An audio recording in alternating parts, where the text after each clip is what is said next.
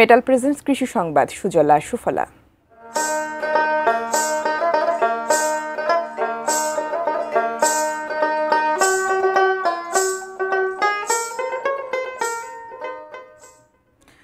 দেশের পাহাড়ি জমিতে আরব দেশের খেজুর চাষ করে তাক লাগিয়ে দিয়েছেন খাগড়াছড়ির কৃষক নূর আলম। চলতি বছর অন্তত ৫ লাখ টাকার খেজুর বিক্রি করার স্বপ্ন দেখছেন এই কৃষক।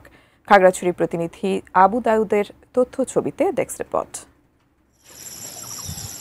খাগড়াছড়ি পার্বত্য জেলার মাটিরাঙ্গা রসুলপুরের দুর্গম গ্রামে নূর আলমের মিশ্র ফল বাগান। শৌখিন কৃষক হিসেবে সুখ্যাতি রয়েছে তার। এবার আরবের খেজুর চাষ করে তাক লাগিয়ে দিয়েছেন নূর আলম।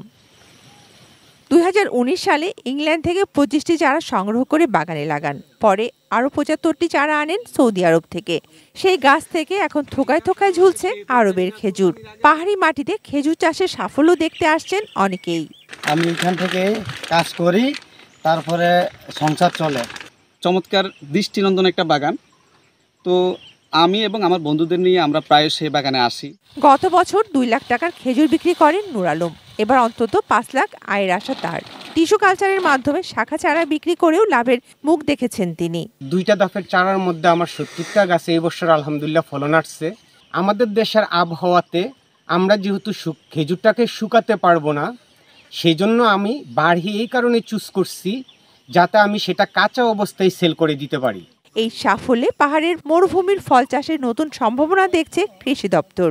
এই খেজুর যদি আপনারা আবাদ করেন তাহলে এর ফলন অনেক ভালো হবে। একদিকে কর্মসংস্থান সৃষ্টি হবে, অন্যদিকে আমাদের বেকারত্ব ঘুচাবে এবং অর্থনৈতিকভাবে আমরা সমৃদ্ধ হব।